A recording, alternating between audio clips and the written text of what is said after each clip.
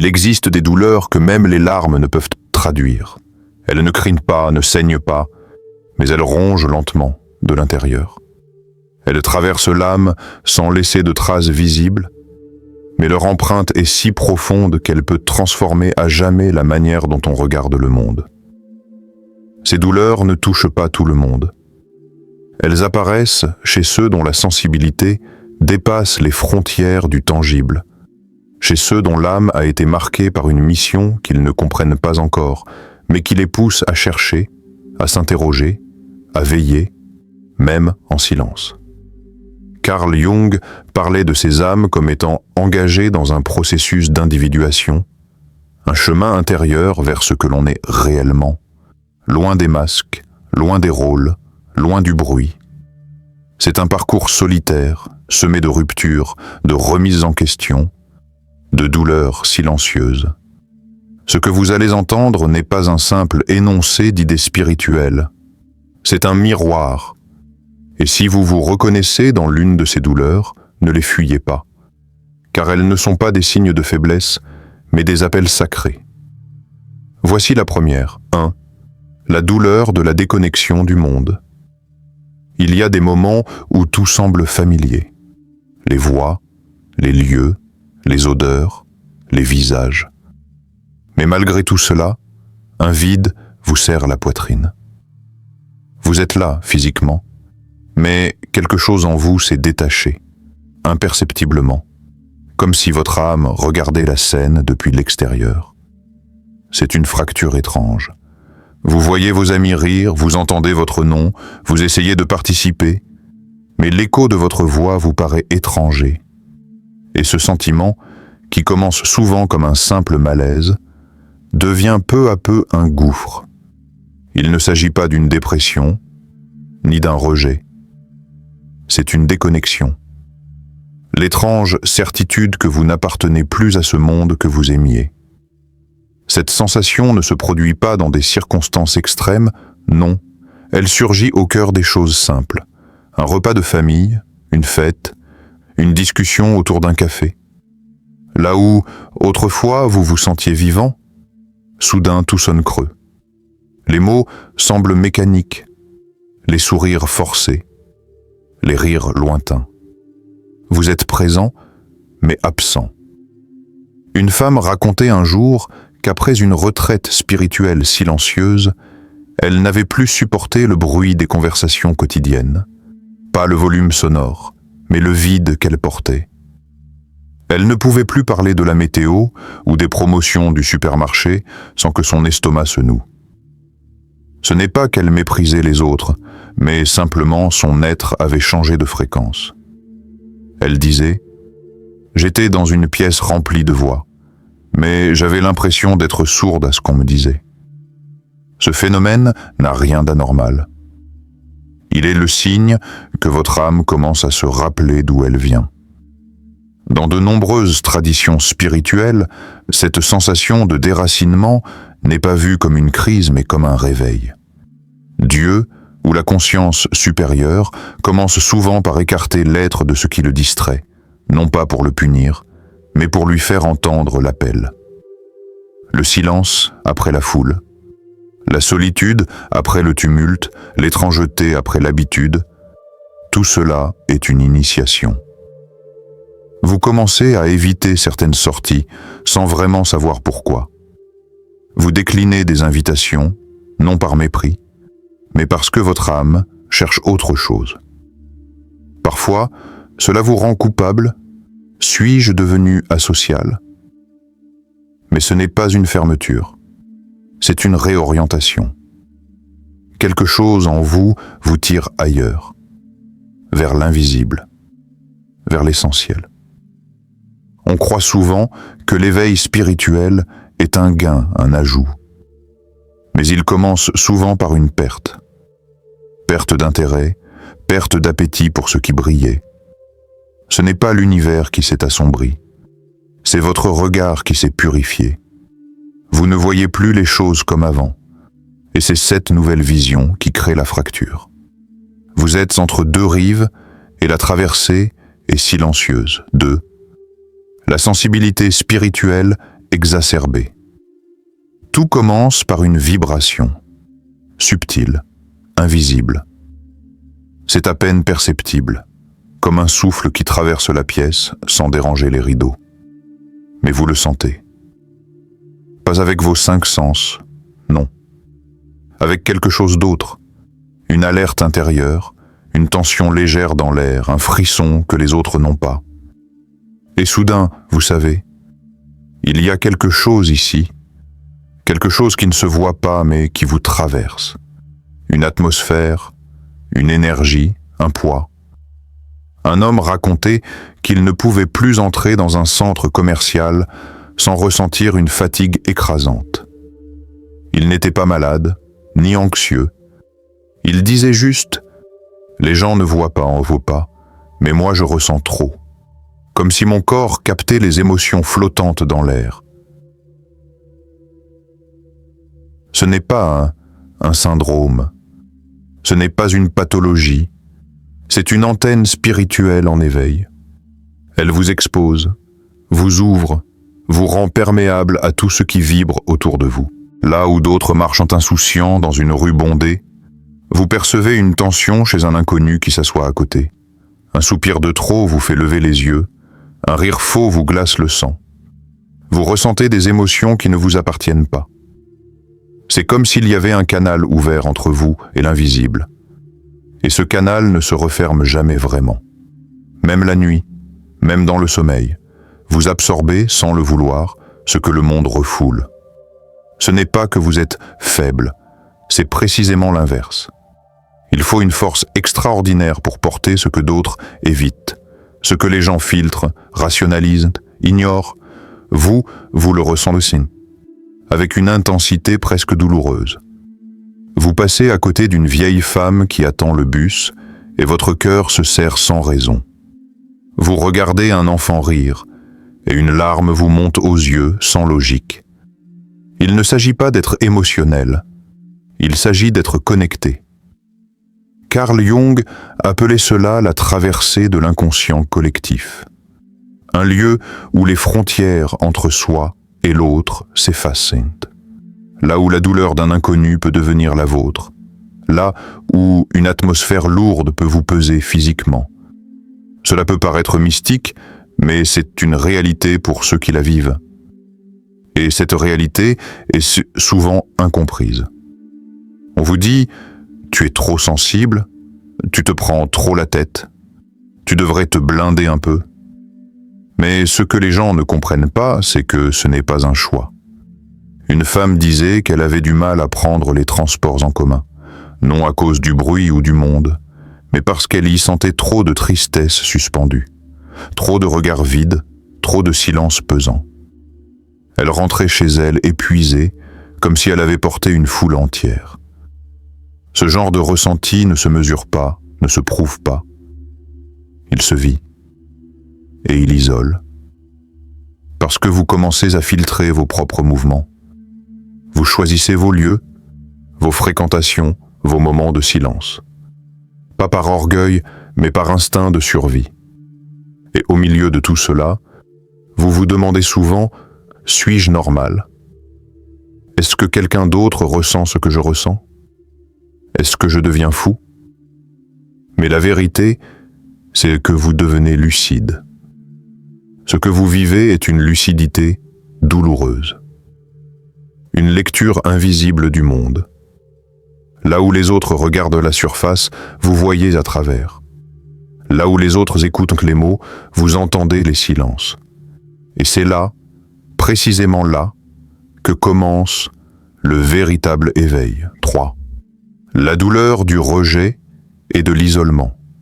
Il y a des silences qui coupent plus profondément que les mots. Ils n'arrivent pas brusquement. Ils s'installent, s'étirent, s'insinuent doucement entre les liens que vous pensiez solides. Un jour, vous réalisez que certains messages restent sans réponse, que certaines invitations ne vous incluent plus, que les regards autour de vous ont changé imperceptiblement. Ce n'est pas un conflit. Il n'y a pas eu de dispute, pas d'éclat. Juste une absence progressive. Une mise à l'écart muette. Le plus douloureux, ce n'est pas de perdre des gens que l'on n'aime pas. C'est d'être rejeté par ceux dont on croyait être compris. Parfois, cela commence doucement. On vous écoute avec politesse, mais on ne vous entend plus. Vos paroles deviennent gênantes, vos silences deviennent lourds. Vos choix spirituels, vos quêtes intérieures, vos envies de simplicité, tout cela paraît soudain bizarre, dérangeant, trop profond pour ceux qui se nourrissent de légèreté.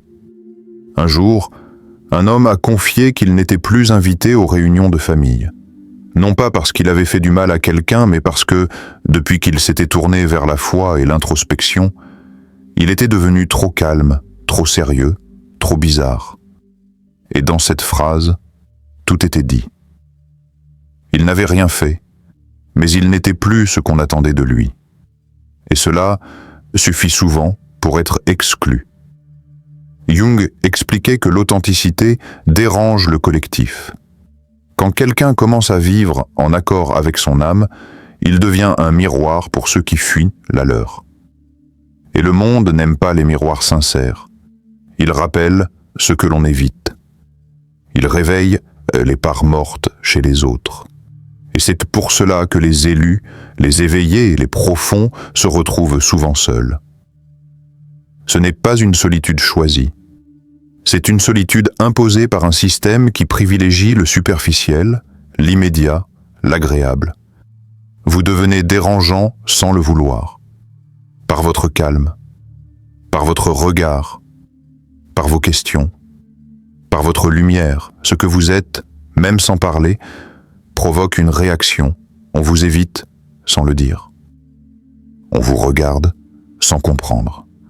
On s'éloigne sans explication. Et cela crée un vide. Un vide social, affectif, spirituel.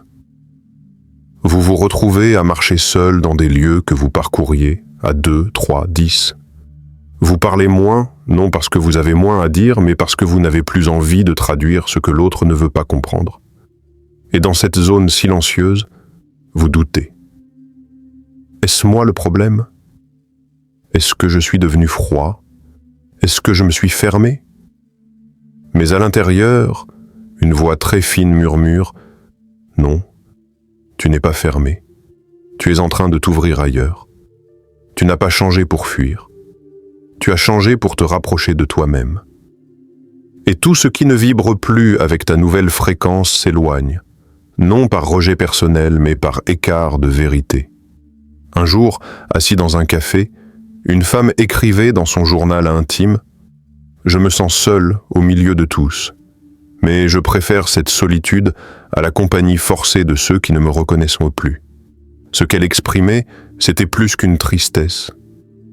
C'était une reconnaissance de son propre chemin. Et toi, si tu te reconnais dans ce rejet silencieux, dans cette mise à l'écart floue, sache que ce n'est pas une punition, c'est un passage. Ce n'est pas un abandon, c'est une redirection. 4. La douleur du vide existentiel. Il y a des jours où tout semble à sa place. Le soleil entre par la fenêtre, les tâches de la journée s'enchaînent normalement, les visages familiers vous saluent avec chaleur, et pourtant, quelque chose ne va pas. Vous ne sauriez dire quoi. Ce n'est ni la fatigue, ni la tristesse, ni l'ennui. C'est plus profond, plus silencieux. C'est une question suspendue quelque part dans la poitrine. Et après ? Ce vide n'est pas celui des manques visibles. Vous avez peut-être une maison, un travail, un entourage, des projets même. Vous faites partie de ceux que l'on décrit comme stables, fonctionnels, intelligents. Mais dans la profondeur de votre conscience, il y a un cri étouffé, un besoin que rien ne semble combler, le besoin de sens. On croit souvent que la souffrance prend des formes spectaculaires, mais celle-ci agit comme une brume. Elle n'abîme pas les murs, elle infiltre les fondations. Ce n'est pas l'éclatement, c'est l'érosion. Une sorte de fatigue douce, mais constante. Vous souriez, mais votre âme est absente. Vous parlez, mais vos phrases ne sont que des formes. Tout vous paraît étrangement mécanique. Un homme racontait que chaque matin, après s'être rasé, il fixait son reflet dans la glace quelques secondes de trop. Il disait « Je vois mon visage, mais je ne me reconnais plus. C'est comme si ma vie était en pilotage automatique, et moi je suis juste passager. » Ce témoignage est devenu de plus en plus commun. Et pour cause, on vit dans un monde rempli de mouvements, mais vidé de direction. Le vide existentiel ne signifie pas que vous avez tout perdu. Il signifie que tout ce que vous avez ne vous nourrit plus. Ce n'est pas un problème matériel. C'est une dissonance entre l'extérieur et l'intérieur. Votre âme appelle vers un ailleurs, mais vos pas tournent en rond. Et plus vous essayez d'ignorer cet appel, plus l'inconfort grandit. Carl Jung disait que l'un des plus grands drames modernes, c'est de vivre une vie qui ne nous appartient pas. Être là sans y être, répéter les habitudes des autres, réaliser des objectifs que la société a choisis à notre place. Et pendant ce temps, la voix intérieure s'épuise, étouffée par le vacarme des injonctions. La douleur du vide, ce n'est pas l'absence de choses, c'est l'absence de profondeur. C'est la sensation que même les moments heureux sont fugaces, comme si le cœur ne parvenait plus à les habiter pleinement. C'est allumer la télévision, défiler sur les écrans, assister à une discussion et se sentir étranger à tout cela. C'est être entouré, mais seul, comblé, mais vide, présent, mais éteint. Une femme disait qu'elle avait soudain arrêté de chanter sous la douche, pas parce qu'elle n'aimait plus la musique, mais parce qu'elle ne ressentait plus rien en entendant ses chansons préférées. Et c'est là qu'elle a compris que ce qu'elle vivait n'était pas une simple fatigue, mais un appel, un rappel. Lorsque l'âme n'est plus nourrie par la routine, elle se met à pleurer en silence, parfois dans les rêves, parfois dans une angoisse diffuse, parfois dans des gestes d'évitement dont on ne comprend pas la source. Vous ne pleurez pas toujours, mais tout temps vous réclame une autre manière d'exister. Pas plus, mais mieux. Pas plus rempli, mais plus vivant. Ce vide, aussi douloureux soit-il, n'est pas un échec. C'est une transition. C'est l'espace qui se crée avant la naissance d'une nouvelle conscience. Le silence entre deux respirations. Ce n'est pas la fin d'un cycle, c'est l'espace sacré où la vie vous demande enfin « Veux-tu vivre ou seulement continuer à exister ?» 5. L'hyper-empathie pour la souffrance du monde. Il y a des douleurs qui ne viennent pas de vous, mais que vous ressentez comme si elles étaient les vôtres. Vous marchez dans la rue et soudain, une tristesse vous enveloppe sans prévenir. Un inconnu croise votre regard et quelque chose se brise en vous. Vous entendez une voix trembler à la radio et vos larmes montent sans que vous puissiez les retenir. Ce n'est pas de la compassion, ce n'est pas une simple sensibilité. C'est plus brut, plus intense. C'est une traversée.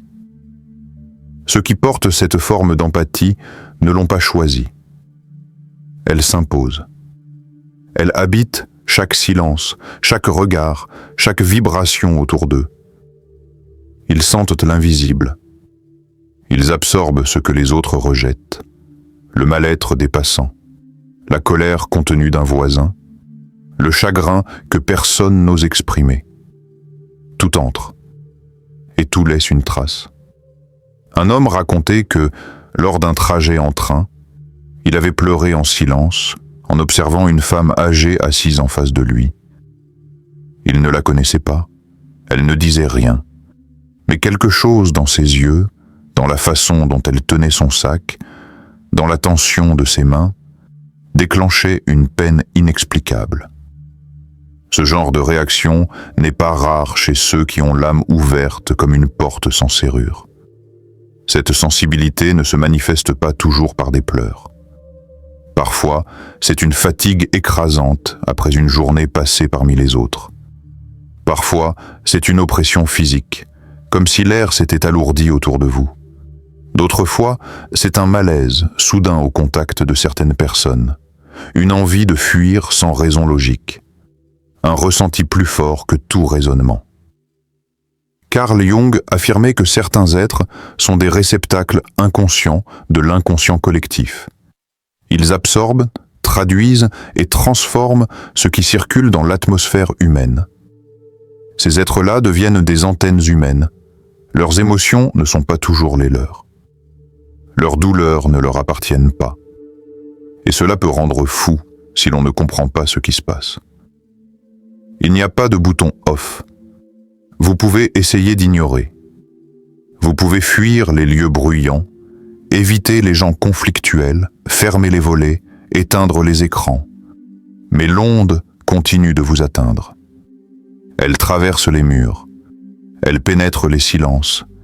Et dans les moments les plus vulnérables, elle vous réveille même au cœur de la nuit. Mais au fond, cette douleur est un langage, un appel sacré. Ceux qui la portent ne sont pas faibles. Ils sont tissés d'un fil rare, presque translucide, qui relie leur cœur aux failles du monde. Ce ne sont pas des spectateurs, ce sont des intercesseurs, des guérisseurs invisibles, des âmes placées là dans le tumulte des autres pour écouter ce que personne ne dit, pour sentir ce que personne ne voit. Parfois, cela vous donne l'impression d'être une éponge, d'être vidé à force d'absorber ce que les autres déversent. Vous ne pouvez pas tout porter, mais vous le portez quand même. Et cette surcharge devient sourde. Vous souriez. Vous agissez normalement. Mais à l'intérieur, un trop-plein vous tire vers le bas. Pourtant, cette capacité est aussi une lumière.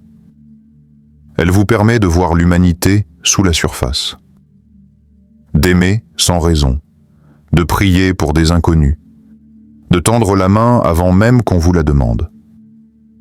Vous devenez un refuge, parfois sans le vouloir. Une présence apaisante, même pour ceux qui ne savent pas pourquoi ils se sentent mieux près de vous. Et si ce poids semble parfois insupportable, souvenez-vous qu'il n'est pas là pour vous écraser, mais pour vous élever. Vous êtes un canal. Et ce que vous ressentez est la preuve que, dans un monde qui s'endurcit, votre cœur reste vivant. 6. Le poids d'une mission invisible. Il y a une fatigue que le repos ne guérit pas. Ce n'est pas une fatigue du corps. Ce n'est pas celle que l'on soigne avec des vacances, une bonne nuit de sommeil ou quelques jours de silence. C'est une fatigue qui vient de plus loin. Elle vit dans les os. Elle s'enroule autour du souffle. Elle s'insinue dans le regard, même quand on sourit. Ceux qui la portent sentent, sans pouvoir l'expliquer, qu'ils sont là pour quelque chose. Pas une ambition, pas un rêve personnel. Quelque chose de plus vaste, de plus ancien. Une sorte de mission que l'âme connaît, mais que l'esprit n'arrive pas à nommer. Et c'est là que naît la douleur. Être en charge de quelque chose qu'on n'a jamais choisi, mais qui vous choisit. Porter un sens que l'on sent sacré, mais dont on ignore la direction. Un jeune homme disait un jour « Depuis mon adolescence, j'ai cette impression étrange que je dois me préparer à quelque chose. Comme si un événement, une parole, une responsabilité m'attendait plus loin. Et pourtant, personne ne m'a rien demandé. Mais je ne peux pas l'ignorer. Ce sentiment d'appel sans consigne est un fardeau aussi sacré qu'éreintant. Vous vous levez chaque jour avec une conscience aiguisée.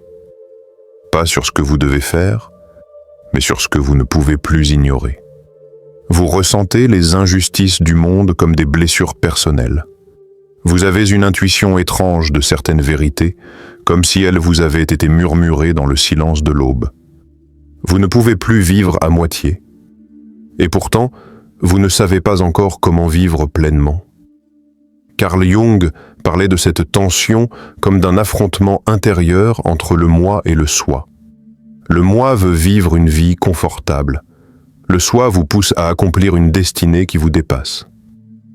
Ce conflit génère une douleur particulière, celle d'être entre deux mondes, entre deux rythmes, entre deux langages. Les élus ne sont pas ceux qui savent, Ce sont ceux qui cherchent sans relâche. Ils n'ont pas de carte. Seulement une boussole intérieure, tremblante, imparfaite, mais insistante. Une voix qui répète doucement, sans jamais crier. Continue, ce n'est pas fini. Et pendant ce temps, autour d'eux, le monde les regarde avec étonnement, parfois avec admiration, parfois avec incompréhension, parce que leur démarche semble étrange. Ils n'accumulent pas comme les autres. Ils ne suivent pas les mêmes règles. Ils s'arrêtent au bord du chemin pour observer un arbre. Ils pleurent en entendant un chant ancien. Ils refusent les routes trop tracées, non par rébellion, mais parce qu'ils sentent que leur pas n'y serait pas juste. Ce sont des veilleurs silencieux, des porteurs de lumière intérieure. Leur mission ne s'affiche pas. Elle ne fait pas de bruit, mais elle transforme. Par leur seule présence, par leur regard, par leur foi sans preuve. Et cette mission, même si elle pèse, même si elle épuise, même si elle isole, est un honneur. Car ceux qui la portent ne sont pas appelés à changer le monde à coups de gestes grandioses. Ils sont appelés à le réconcilier, à le reconnecter, à rappeler ce qui a été oublié. Ils sont des ponts entre la terre et le ciel, des semeurs d'invisibles. Si vous vous êtes reconnu dans une ou plusieurs de ces douleurs, ne fuyez pas, ne vous condamnez pas. Vous n'êtes ni fragile, ni fou, ni perdu. Vous êtes éveillé. Et cet éveil, bien que douloureux, est une bénédiction rare. Les élus de Dieu ne sont pas choisis pour dominer, mais pour aimer plus fort. Ils ne sont pas là pour briller, mais pour éclairer les recoins oubliés. Leur chemin est souvent solitaire, mais jamais vide. Car dans le silence, dans le rejet, dans la fatigue, dans l'incompréhension, dans l'excès de sensibilité ou le poids d'une mission obscure, il y a une présence, constante, fidèle, divine. Et cette présence, même invisible, est celle qui murmure à votre cœur que vous êtes exactement là où vous devez être. Vous n'êtes pas seul. Vous êtes appelé.